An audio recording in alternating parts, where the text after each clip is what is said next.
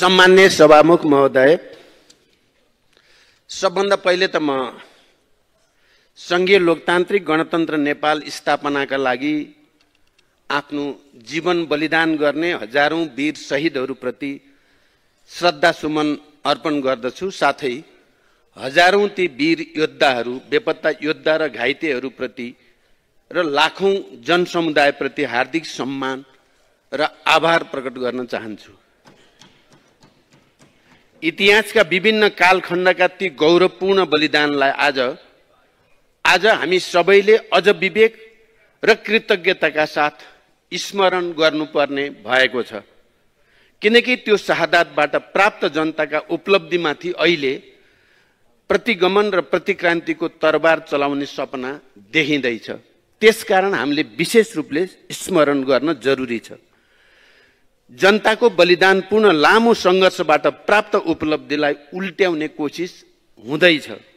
म आज विशेष समय लिएर आम नेपाली जनतालाई यो भन्न सम्मानित रोस्टममा उभिएको छु कि अब हामीले एकातिर सरकारका गलत क्रियाकलापका विरुद्ध र अर्कातिर प्रतिगामी चलखेलका विरुद्ध एकैसाथ जुझ्नुपर्ने विशिष्ट स्थिति सिर्जना भएको छ।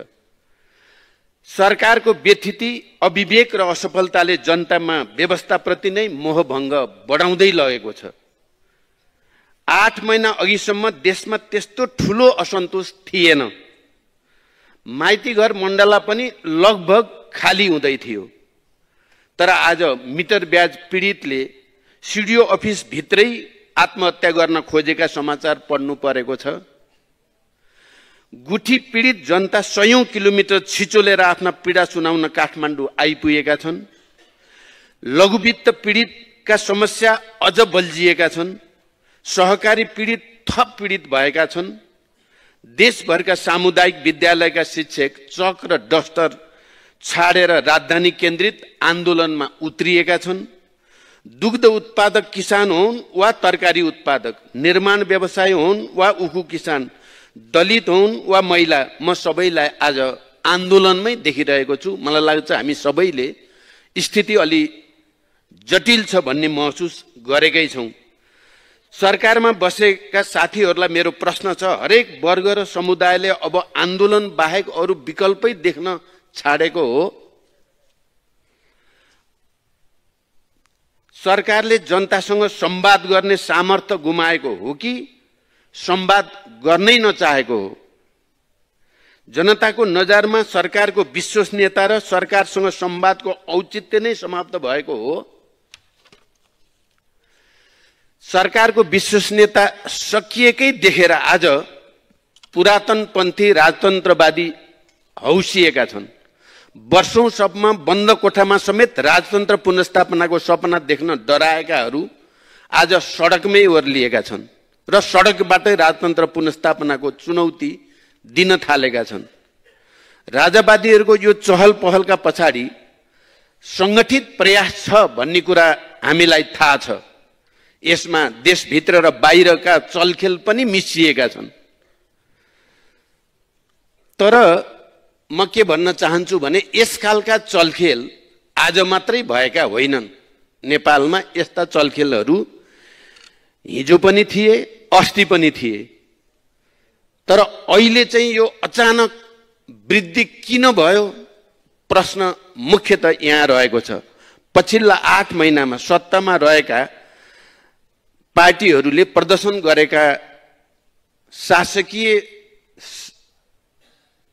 शैली र त्यसबाट उत्पन्न असन्तोष नै यसको मूल कारण हो भन्ने बुझ्न अब कठिनाई छैन। सभामुख महोदय, आज म ठूलो जिम्मेवारीका साथ सँगसँगै चेतावनीका साथ पनि भन्न चाहन्छु, नेपालको शान्ति प्रक्रिया मात्र होइन, गणतन्त्रको इतिहास पनि बडो मौलिक र निकै उदार रहेको छ। संसारभरिको गणतन्त्रको इतिहासमा राजतन्त्रको रगतले लेखिएका थुप्रै उदाहरण भेटिन्छ। तर नेपाल त्यसको अपवाद बन्यो। हामी सबैलाई राम्रोसँग जानकारी छ। त्यो हाम्रो मौलिकता, हाम्रो उदारताको एउटा प्रमाण थियो।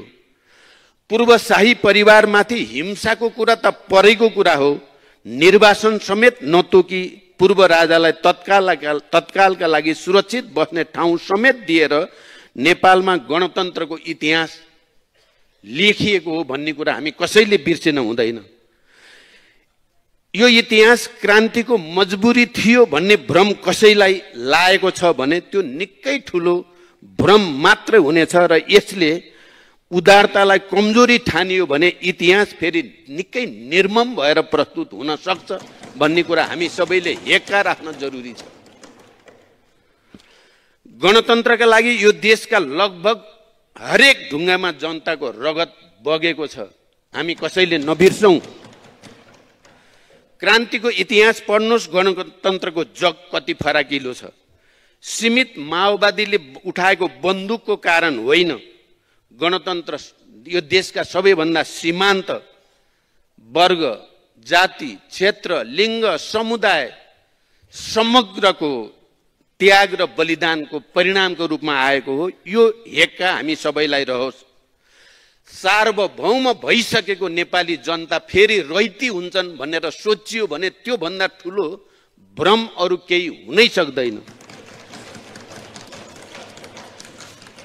हिजो गणतन्त्र माग्दा टाउकाको मोल तोकिएको थियो राजतन्त्र अन्तर्गत। अहिले राजावादी साथीहरू सम्मानित संसदमै हुनुहुन्छ। लोकतन्त्र र राजतन्त्रको तुलना हुनै सक्दैन भन्ने कुराको यो भन्दा राम्रो उदाहरण अरू केही हुन सक्छ र? एउटा विचारका रूपमा राजतन्त्रसँग मेरा असहमति छन्, तर म लोकतान्त्रिक हकको सम्मान गर्दछु। 106 वर्ष अघि राजतन्त्र समाप्त भएको रुसमा अझै राजतन्त्रवादी पार्टी अस्तित्वमा छन्। अझै फ्रान्समा अन्तिम राजतन्त्र सकिएको 175 वर्ष भयो, अझै पनि त्यहाँ राजतन्त्र फर्काउन चाहने पार्टीहरू अस्तित्वमा छन्। सर्बिया, बुल्गेरिया, इरान, अफगानिस्तानमा पनि राजावादीहरूको ससानो उपस्थिति अहिले पनि देखिएकै छ। राजावादीहरूलाई मेरो आग्रह छ, लोकतन्त्र भित्रै आफ्नो ठाउँ खोज्नुहोस्, हामीलाई आपत्ति छैन। लोकतन्त्र जति प्रचण्डको हो त्यति नै व्यक्ति ज्ञानेन्द्र शाहको पनि हो भन्ने मान्यता हामी सबै राजनीतिक दलहरूले राखेका छौँ र हाम्रो संविधानले त्यो मान्यता स्थापित गरेको छ। यो कुरालाई कमजोरी नठानियोस्। तर लोकतन्त्रका मूलभूत सिद्धान्त नमानेर असंवैधानिक र अलोकतान्त्रिक बाटो रोजियो भने क्रान्तिले एकपटक फेरि आफ्नो शक्ति देखाउनेछ। यो चुनौती पनि म राख्न चाहन्छु। एकातिर राजावादी साथीहरू सडकमा पनि हुनुहुन्छ, सदनमा पनि हुनुहुन्छ। उहाँहरूका उद्देश्य बडो प्रष्ट छन्। उहाँहरू इतिहासको चक्कालाई पछितिर फर्काउन चाहनु भएको छ। अर्कातिर सरकारको कुशासन पनि छ। लोकतन्त्रलाई जति ठुलो चुनौती बाहिरबाट छ, सत्तासीन साथीहरूको कुशासनले व्यवस्था भित्रैबाट लोकतन्त्रलाई त्योभन्दा बढी चुनौती दिइरहेको छ भन्ने कुरालाई पनि हामीले बिर्सिन हुँदैन। सत्तारूढ साथीहरूले लोकतन्त्रका मूल्य र मान्यतालाई निरन्तर उपेक्षा गरिरहनु भएको छ। संसद प्रतिपक्षको हो भन्ने अन्तर्राष्ट्रिय मान्यता यद्यपि त्यो संवैधानिक र कानुनी मान्यता होइन, तर यो आम रूपमा स्वीकारिएको मान्यता हो। संसद सञ्चालनमा तपाईहरूले प्रतिपक्षलाई कति स्पेस दिनुभएको छ आफैसँग सोध्नु होला। प्रमुख प्रतिपक्ष दलको नेता रोस्टममा उभिँदा प्रधानमन्त्रीको अनुपस्थिति निरन्तर कायम रहनु घमण्ड हो कि संस्कारहीनता हो कि कुण्ठा हो, त्यसको जवाफ पनि आफै खोज्नु होला। अर्को प्रतिपक्ष नेतालाई अनुचित ढङ्गले निलम्बन गरिएको छ र त्यसले लोकतन्त्रप्रतिको जनआस्थामा पारेको प्रभाव आफै मूल्याङ्कन गर्नुहोस्। हिरासतमा नभएको नेतालाई सदनमा आउन दिने प्रचलन हामीले पहिला स्थापित गरिसकेका छौँ। सदन भित्रै बहस गराउँदा मात्रै लोकतन्त्र सुदृढ गर्न मद्दत गर्छ। ठाउँ ठाउँ घुमाएर हुर्मत लिने कामले लोकतन्त्रलाई मद्दत गर्दैन। यो कुरा पनि हेक्का रहोस्।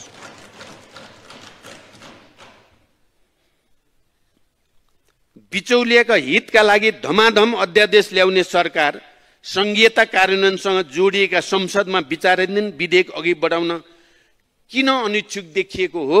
गम्भीर प्रश्न छ। संघीय निजामती विधेयक जो मैले आफ्नो प्रधानमन्त्रीत्व कालमा धेरै मेहनत गरेर सदनसम्म ल्याइ पुर्याएको छु, विद्यालय शिक्षा विधेयक लगायत अहिले पनि सरकारकै कारण अगाडि बढिरहेका छैनन्। यो आफैमा गम्भीर विषय छ। आज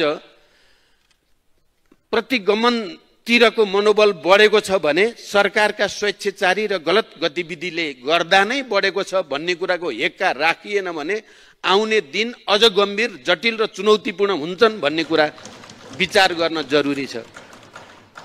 कसैको तस्बिर छापिएकै टी सर्ट लगाएकै कारण सरकारले नागरिकलाई नियन्त्रणमा लिइरहेको छ। लोकतन्त्रमा सरकारले राख्छ त्यस्तो हक? हिजो राजा महाराजा नै पुरै सडक खाली गरेर सवारी चलाउने सनक चढ्छ हाम्रा प्रधानमन्त्रीजीलाई। लोकतन्त्रले के यो राजसी ठाट स्वीकार गर्छ? सत्तारूढ पार्टीका कार्यकर्ताले आम नागरिकता परेको कुरा वर्दीधारीलाई नै आक्रमण गर्छ, तर तिनलाई कारबाही हुँदैन। यस्तो दण्डहीनताले लोकतन्त्रप्रति जनताको भरोसा बढाउँछ या जनताको वितृष्णा बढाउँछ? हेक्का राख्नुपर्ने विषय हो। मैले पटक पटक भनेको छु, आज हामी सबै जनताको अत्यन्त सधन निगरानीमा छौं। तर तपाईहरूले जनचाहनालाई बारम्बार उपेक्षा गरिरहनु भएको छ। पछिल्ला 8 महिना तपाईहरूले लोकतन्त्रलाई गंगा नदी जस्तो बनाइदिनु भएको छ। एक अर्कालाई चोख्याएर नक्काली भुटानी शरणार्थी काण्ड धुनुभयो गंगा नदीमा, तर फोहोर भयो लोकतन्त्र। बाल मन्दिर धुनुभयो, तर फोहोर थुप्रियो लोकतन्त्रमा। गिरिबन्धु धुनुभयो, त्रिभुवन विश्वविद्यालयका जमिनहरूको काण्ड धुनुभयो, तर जनताको नजरमा मैलो लोकतन्त्र देखियो। लोकतन्त्र तपाईहरूप्रतिको आक्रोश आज व्यवस्थाका विरुद्ध पोखिन खोज्दैछ भन्ने कुरालाई कतिको आत्मसमीक्षा गर्नुभएको छ? मैले यही सदनमा पछिल्लो पटक विश्वासको मत लिँदै गर्दा भनेको थिएँ, आत्मसमीक्षा सहित गल्ती हाम्रा पनि भए। हामी सबैले आफ्नो आत्मसमीक्षा गरेर जनता प्रति जवाफदेही हुने प्रक्रियाको सुरुवात गरेनौं भने आउने दिन झन जटिल हुन्छन् भनेर भनेको थिएँ। अहिले सरकार र सरकारी संयन्त्रमा बसेका साथीहरूले बडो घमण्ड गरेको सुनिन्छ। सरकार यो गर्दैछ, सरकार त्यो गर्दैछ, तर 2/3 घोडा कसले दौडाएको छ? मैले त्यति बेला पनि भनेको थिएँ, अहिले पनि जोड दिएर भन्ने चाहन्छु। सरकारको 2/3 घोडा सरकारका प्रधानमन्त्री र मन्त्रीले चलाएको मैले चाहिँ देखेको छैन। त्यो घोडा बिचौलियाहरूले चलाएका छन्। तपाईहरूले गर्ने नियुक्ति, तपाईहरूले गर्ने सेटिङ तपाईहरूले गरेको मैले देख्दिनँ। ती त बिचौलियाहरूले, उनीहरूले निर्णय गरे अनुसार भएको देखेको छु। म चुनौतीका साथ भन्न चाहन्छु, पछिल्ला 8 महिनामा एउटै नीति, एउटै निर्णय र एउटै नियुक्ति मलाई भनिदिनुहोस् जसका पछाडि बिचौलिया छैन। जम्मा एउटा उदाहरण दिए पनि हुन्छ। तपाईहरुका संयन्त्र, समिति, बैठक यी सबै नाटक जस्ता मात्र देखिएका छन्। सत्ताको ड्राइभिङ सिटमै आज बिचौलिया छ। मेरो नेतृत्वको सरकार किन हट्यो भन्ने कुराको व्याख्या मैले पहिले नै गरिसकेको छु। सत्ताको ड्राइभिङ सिटमै बिचौलिया छन्। बिचौलियाको आँट र शक्तिले आज इमानदार व्यवसायलाई विचलित बनाएको छ। भोलि तपाईहरु आफै विचलित हुनुहुनेछ। यो सरकार ठूलो राजनीतिक बलमिचाइ र संविधानको अपहेलनाबाट बन्यो। लोकतन्त्रको सीधा अपहेलना गरियो। जनता झस्केकै त्यही बिन्दुबाट हो भन्ने कुरा म सरकारमा भएका प्रमुख पार्टीका नेता साथीहरूलाई गम्भीरतापूर्वक समीक्षा गर्न अनुरोध गर्न चाहन्छु। तपाईहरुले एकातिर त सदनभित्रको पहिलो र दोस्रो पार्टीको गठबन्धन बनाएर सदनभित्रबाट बहस र संघर्षबाट सरकारको विकल्प बन्न सक्छ भनेर जनताले आश गर्ने ठाउँ सिध्याइदिनु भयो तपाईहरुले। निरङ्कुशता हुन्छ अब भन्ने कुरा स्थापित गरिदिनु भयो तपाईहरुले। पहिलो कुरा त यस्तो सामान्यतः लोकतन्त्रमा हुँदैन भन्ने कुरा तपाईहरुले थाहा नपाएको होइन, थाहा पाई तपाईहरुले गर्नुभयो। जनता त्यही बिन्दुबाट तपाईहरुसँग नराम्रोसँग झस्किएको छ। अस्तिको राजावादीहरूको जुलुसबाट मात्रै होइन, तपाईहरुलाई थाहा छ म र मेरो पार्टीको नेतृत्वको टिम अहिले हुलाकी राजमार्ग केन्द्रित एउटा जागरण अभियानमा छौं। झापाबाट सुरु गरेर हामी रौतहटसम्म आएर यसलाई केही दिनको लागि स्थगित गरेर हामी छिटै जाँदै छौं। फेरि त्यसमा त्यहाँ हामीले जे देख्यौं, जनतामा सरकारप्रति बिल्कुल विश्वास छैन, अविश्वास छ। जनता विकल्प खोज्नेतिर लागिराखेको छ र हामीले यी कुराहरू भन्दा जनतामा एउटा भरोसा, एउटा आशा जागेको पनि हामीले देख्यौं। एकातिर संख्या छ तपाईहरुसँग 2/3, यो 2/3 चाहिँ बडो खतरनाक हुने लक्षण देखिँदैछ। तपाईहरुलाई 2/3 भनेर ढुक्क देखिनु भएको छ। जसलाई नियुक्ति गरे पनि भयो, 3 नम्बरकोलाई 1 नम्बर बनाइदिने भयो, 1 नम्बरकोलाई 4 बनाएर फालिदिने भयो, जे गरे पनि भएको छ, किनकि तपाईहरुसँग 2/3 छ। तर यो 2/3 नै नेपालको लोकतन्त्रको लागि, नेपालको संघीय लोकतान्त्रिक गणतन्त्रको लागि घातक हुने त होइन भन्ने प्रश्न जनताको मनमा जन्मिसकेको छ। म तपाईहरुलाई पनि गम्भीर रूपले विचार गर्न अनुरोध मात्रै गर्न सक्छु। अहिले यो संख्याको अहंकार त छँदैछ, त्यो अहंकार भित्रबाट सत्ताको दुरुपयोग सुरु भयो। प्रतिपक्ष र जनताको रचनात्मक खबरदारीलाई सरकारले कुनै भाउ नदिएकै कारण आज जनता सडकमा ओर्लिने अवस्था आएको छ र तपाईहरुलाई लागेको होला हामीसँग 2/3 छ, कसले के गर्छ। अहिले भर्खरै राप्रपाको माननीय सदस्यले बडो चुनौतीका साथ र आत्मविश्वासको साथ भनिसक्नु भयो, हेर्दै जानुस् पुरै नेपाल के हुन्छ। यसबीचमा तपाईहरुले पटक पटक लोकतन्त्रको लक्ष्मण रेखा नाग्ने गर्नु भएको छ। पहिलो त यो जन्म नै लोकतन्त्र विरुद्ध भयो, संविधान विरुद्ध भयो भन्ने मेरो गम्भीर भनाइ छ। तपाईहरुले यसलाई चाहिँ सरकार छोड्न परेको होला, असन्तुष्टि होला भनेर बडो सहज व्याख्या गर्नु भएको छ। जबकि पहिलो र दोस्रो पार्टी मिल्ने कुरा नै लोकतान्त्रिक मूल मर्म विपरीत छ। सदन भित्रको विकल्पलाई रोक्ने उद्देश्य छ। दोस्रो कुरा, मैले विश्वासको मत लिन अगाडि बढिसकेपछि संविधान त सरकार सबभन्दा ठूलो पार्टीको नेतृत्वमा बन्नै पर्थ्यो। तपाईहरुले त्यहाँ बलमिचाइ गर्नुभयो, जबरजस्ती गर्नुभयो। संविधानमा ब्ल्याक एन्ड व्हाइटमा लेखिएको प्रावधानलाई मिचेर भए पनि सरकार चाहिँ बनाइ छाड्ने गर्नुभयो। त्यही बिन्दुबाट तपाईहरुले लोकतन्त्रमाथि नराम्रोसँग प्रहार गरेको जनताले महसुस गरेको छ। मैले यही रोस्टमबाट भनेको थिएँ, सरकार स्वार्थ समूहको भरिया भएर उभिँदा जनतामा निराशा र आक्रोशको आगो ज्यामितीय रूपमा बढेको छ र त्यो आगो लोकतन्त्रकै विरुद्ध प्रयोग हुने हो कि भन्ने गम्भीर प्रश्न अहिले हामी सबैको मनमा छ। व्यथित र विकृति सरकारले नै बोकेको छ। व्यापारीहरूसँग बक्यौता उठाउन खोज्यो, जथाभावी लाइसेन्स बेच्न दिएन भनेर विद्युत प्राधिकरणका कार्यकारी निर्देशक सरकारको कोप भाजनमा पर्नु भएको छ। प्रतिगमनकारीहरू नारायण हिटीको गेटैमा आइपुग्दा पनि सरकारको कार्यशैली यस्तो भएपछि लोकतन्त्र जोखिममा पर्दैन त? म पछिल्ला प्रदर्शनहरूलाई केही पनि होइनन् भनेर उपेक्षा गर्दिन। सत्तामा रहेकाहरूलाई भन्न चाहन्छु, तपाईहरू पनि यसको निम्ति भागीदार हुनुहुन्छ। विदेशी षड्यन्त्र होलान्, विगतमा पनि हामीले देख्ने गरेका हौं। अहिलेकै अस्तिको प्रदर्शनमा नि हामीले देख्यौं को फोटो टाँसिए इत्यादि इत्यादि। तर म त्यसलाई पहिलो ठान्दिनँ, त्यो मेन कुरा हो भन्ने मलाई लाग्दैन। मुख्य कुरा त त्यहाँ उत्रिएको त नेपाली जनता नै हो नि। फोटो जसको टाँसिए पनि उत्रेको नेपाली जनता नै हो। यसलाई जनताको असन्तोष र अव्यवस्था र कुशासन विरुद्ध जनताको आक्रोशको रूपमा बुझ्न ढिलो गरियो भने धेरै ढिलो हुन सक्छ। सरकारलाई मेरो आग्रह छ, यसलाई गिजोल्नतिर नलाग्नुहोस्, सत्ताको अनावश्यक प्रदर्शनतिर नलाग्नुहोस्। तपाईहरुको अनावश्यक अहंकार, दुर्वचन, उपेक्षा, घमण्ड र अविवेकको मूल्य हो त्यो। त्यसको थप मूल्य तिर्न यो देश तयार छैन।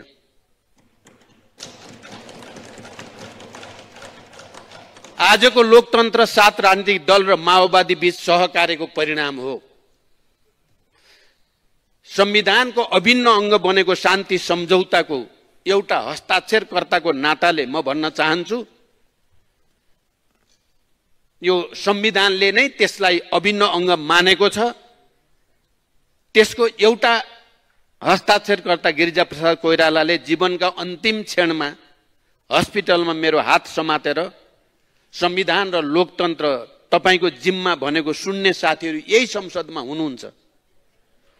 उहाँलाई दिएको वचनलाई साक्षी राखेर म यो संसदलाई विश्वास दिलाउन चाहन्छु, प्रतिगमन सफल हुन दिइने छैन। जुनसुकै राजनीतिक दल समर्थक भए पनि गणतन्त्र प्राप्तिको संघर्ष र क्रान्तिका सबै महान शहीदहरूको सपनाको जिम्मा लिन म तयार छु। 12 बुँदे समझदारीदेखि शान्ति सम्झौता तपाईहरुले अलिकति आत्मसमीक्षा गरिदिनु भयो र संसद भित्रै विकल्प हुन सक्छ भन्ने मान्यतातिर अगाडि बढिदिनु भयो भने त्यो धेरै ठूलो कुरा हुनेछ। यदि त्यसो हुन सकेन भने पनि विस्तृत शान्ति सम्झौता, संविधान सभा, संघीय लोकतान्त्रिक गणतन्त्र, जनयुद्ध र जनआन्दोलनका ती हजारौं शहीदहरूको सपना बोकेर हिँड्न हाम्रो पार्टी र म तयार छु। म यो विश्वासको साथ तपाईहरुलाई राख्न चाहन्छु। तपाईहरु जतिसुकै विचलित भए पनि मलाई विश्वास छ नेपाली कांग्रेस भित्र पनि नेकपा एमाले भित्र पनि इमानदार, देशभक्त र लोकतन्त्रवादीहरू प्रतिगमनको पक्षमा कोही पनि हुने छैनन्। देशभरिका लोकतान्त्रिक शक्तिहरूको साथ दिएर हामी प्रतिगमन त रोक्नेछौं, तर सत्तारूढ साथीहरू कहिले सुध्रिनुहुन्छ? 2 तिहाईको अहंकारमा तपाईहरुले दौडाएको कुशासनको घोडा नै आज लोकतन्त्रमाथिको सबभन्दा ठूलो संकट बन्दैछ। यो संकटको सामना गर्न सबभन्दा पहिला ठूलो जिम्मेवारी सत्तारूढ दलहरूकै हुन आएको छ। तपाईहरुसँग 2 तिहाई छ यहाँ भित्र। यो 2 तिहाईको अहंकारले लाखौं जनतालाई सडकमा पुर्याउँदैछ। यसको आत्मसमीक्षा गर्नु होला। तपाईहरुले आत्मसमीक्षा गरेर लोकतन्त्र सुदृढ गर्नेतिर तपाईहरुका कदम अगाडि बढेमा हाम्रो साथ हुनेछ। यही विश्वास सहित मेरो भनाइ टुङ्ग्याउँछु। धन्यवाद। अभिवादन।